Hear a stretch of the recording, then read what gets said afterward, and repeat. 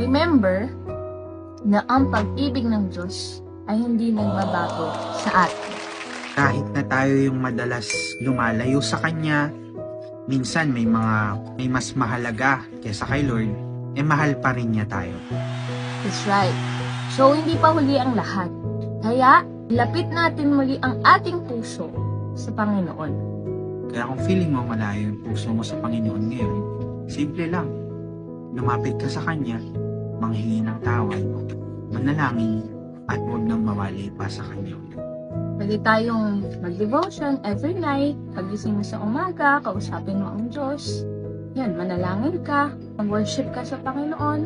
Sa ganong paraan, ay mapapanatili mong malapit ang puso mo sa Diyos. Remember, sa isang relationship, kailangan may communication. Pag nawala ang communication, madalas nagkakaroon ng misunderstanding. Hanggang sa